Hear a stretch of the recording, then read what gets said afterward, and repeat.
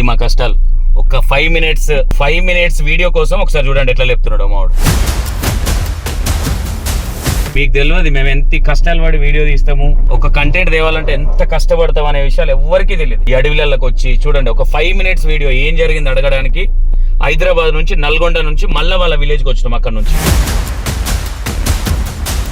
తండ్రి కొడుకు ఎట్లా చనిపోయిండు ఏందనేది ఇప్పటికీ అనుమానంగానే ఉంది. వాళ్ళ వైఫ్ చెప్తా ఉన్నారు యాక్చువల్గా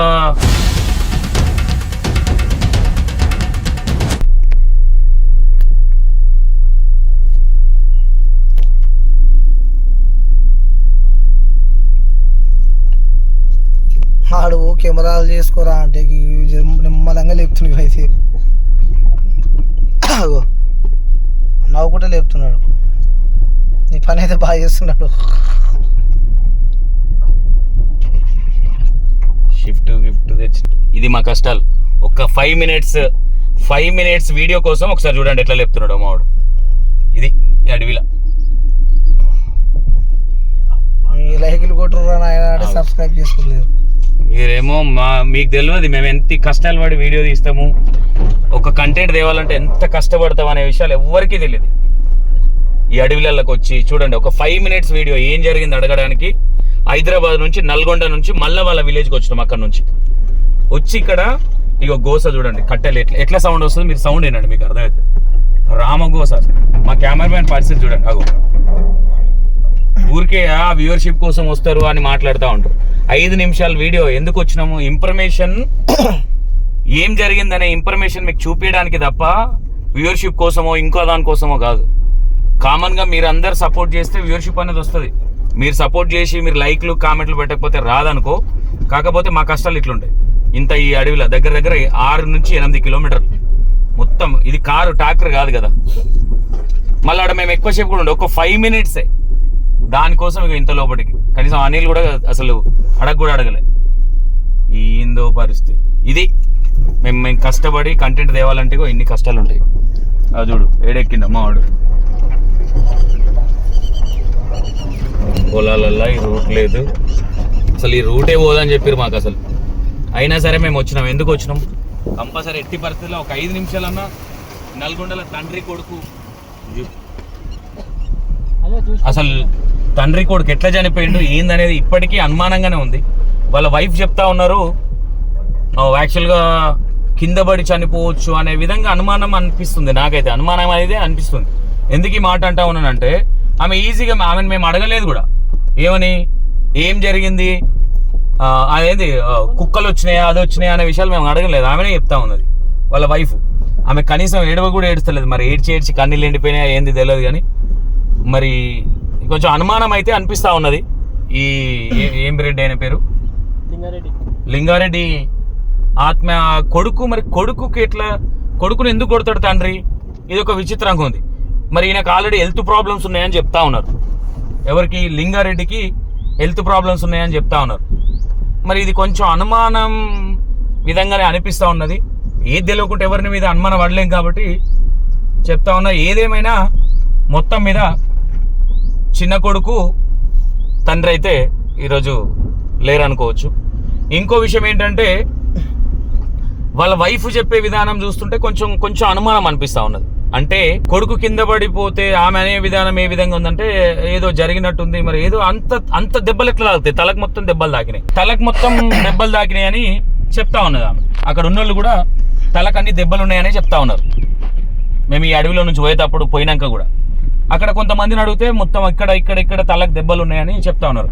ఈమెం చెప్తా ఉంది, ఇన్ కేసు ఆ కుర్చీలో కూర్చొని మన కుర్చీలో కూర్చొని కింద పడితే ప్రాణం ఎట్లా పోతుంది? ఒకసారి ఈ అనుమానం కూడా కొంచెం డౌట్ కొడుతూ ఉన్నది. కాబట్టి ఈ విషయాన్ని కొంచెం ఆలోచించాల్సిన అవసరం ఉంది. మేము రిస్క్ తీసుకొని వచ్చినామంటే 100%గా ఇట్లాంటి విషయాలు మేము క్యాచ్ చేస్తాం. కాబట్టి మరి ఏమనుకోవచ్చు ఏంటి అనేది కొంచెం కన్ఫ్యూజన్గా అయితే ఉంది. చూద్దాం. మరి వాళ్ళు 40 ఎకరాలు వాళ్ళకు ఎవరైతే లింగారెడ్డి ఉన్నాడో లింగారెడ్డికి 40 ఎకరాలు ఉన్నదని చెప్తా ఉన్నారు. పొలం 40 ఎకరాల పొలం ఉందని చెప్తా ఉన్నారు. దాంట్లో 2 అన్నదమ్ముళ్ళు. ఇక ఆ 2 అన్నదమ్ముల్లో 40 అంటే 20 ఎకరాలు. ఈయనకి 2 కొడుకులు. వీళ్ళ వైఫ్ ఎవరైతే చెప్తా ఉన్నారో వైఫ్ చెప్పే విధానం ఒకలా ఉన్నది. మరి ఎవరితో మాట్లాడించే సిచ్యువేషన్ లేదు. మరి ఇద్దరిని ఈయన నిజంగానే మందు దాయిండా, పోస్ట్ మార్టం రిపోర్ట్ ఇప్పటి వరకు రాలే. మరి మందు దాయిండా, ఇంకేమన్నా అయిందా? ఇది మొత్తం మీద లింగారెడ్డి విషయంలో అనుమానాలు మాత్రం ఈ విధంగా అనిపిస్తూ ఉన్నాయి. మరి ఇంకా కొన్ని విషయాలు మేము, ఎందుకంటే దాన సంస్కారాలు జరుగుతూ ఉన్నాయి కాబట్టి అక్కడ కొన్ని విషయాలు మేము ఇక క్లారిటీగా చూపించే సిచ్యువేషన్లో లేకుండా కాబట్టి మేము కూడా వాళ్ళని ఇబ్బంది పెట్టే పరిస్థితిలో లేం కాబట్టి సైలెంట్గా 5 minutes వీడియో ఏం జరిగింది అనేది ఒకసారి అడిగేసి వెళ్ళిపోతా ఉన్నాం. వాళ్ళ మామతో మాట్లాడదాం అనుకున్నాం. ఇప్పుడు ఎవరి సంసారాన్ని ఎవరు పట్టించుకుంటారు? వీళ్ళ ఇక్కడ ఊర్లో ఉండరు. వీళ్ళు ఉండేది నల్గొండ సూర్యనగర్ కాలనీలో రోడ్ నెంబర్ 6లో ఉంటారు వీళ్ళు. పోనీ వీళ్ళు ఇంటి సరౌండింగ్లో కూడా మేబీ పక్కోళ్ళకి కూడా ఎందుకు వినిపిస్తుంది, వాళ్ళ ఇల్లు అటు సైడ్ ఉంది. మరి ఇది పోస్ట్ మార్టం రిపోర్ట్లో ఏమని వస్తుంది, ఏం జరుగుతూ ఉంది అనేది ఒక కన్ఫ్యూజన్ అయితే ఉంది కాబట్టి 100%గా మరి మీరే ఆలోచించండి. ఒక విధంగా వాళ్ళ వైపు చెప్పిన విధానాన్ని చూస్తే నమ్మశక్యంగా అనిపించట్లేదు. ఇది కొంచెం అనుమానం అనిపిస్తూ ఉన్నది. స్క్వాడ్స్ తీసుకొచ్చినాం, డాగ్స్ వచ్చినాక కూడా ఏం కాలేదు అని చెప్తా ఉన్నారు. లొకేషన్ పెట్టి చందు చెప్తా ఉన్నారు. మొత్తం మీద దాన సంస్కారాలు అయితే అయిపోయినాయి. లింగారెడ్డిది, ప్రణీత్ రెడ్డి వాళ్ళ కొడుకుది. మరి ఒకసారి ఈ విషయాన్ని కొంచెం డీప్గా ఆలోచించాల్సి వస్తుందేమో అని అనిపిస్తుంది. ఏం ఆలోచించినా వాళ్ళ ఫ్యామిలీ వాళ్ళకు లేనిది మనం కూడా శ్రద్ధ చూపించలేం కాబట్టి మరి లింగారెడ్డికి కొంచెం హెల్త్ ఇష్యూస్ కూడా ఉన్నాయని చెప్తా ఉన్నారు. మరి కొడుకుని సుత్తెతోనే ఎందుకు కొడతాడు?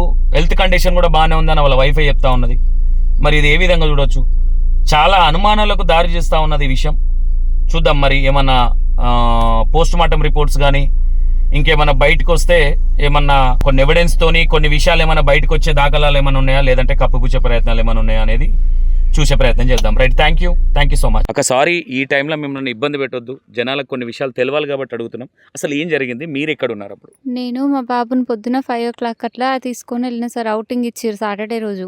కాలేజ్ కొత్త కాలేజే వేసినాము. తీసుకొచ్చిన అవుటింగ్కి. తీసుకొచ్చినాక మండే పంపించమన్నారు వాళ్ళు. మండే పంపించమంటే చిన్న బాబు కూడా సాటర్డే తీసుకొచ్చిన. హైదరాబాద్ ఉండే 1.5 months మా అమ్మ వాళ్ళ ఇంట్లో. ఆ రోజే తీసుకొచ్చిన. పెద్ద బాబా ఇప్పుడు చనిపోయిన బాబు 1.5 months సమ్మర్ హాలిడేస్ మొత్తం హైదరాబాద్నే ఉండు.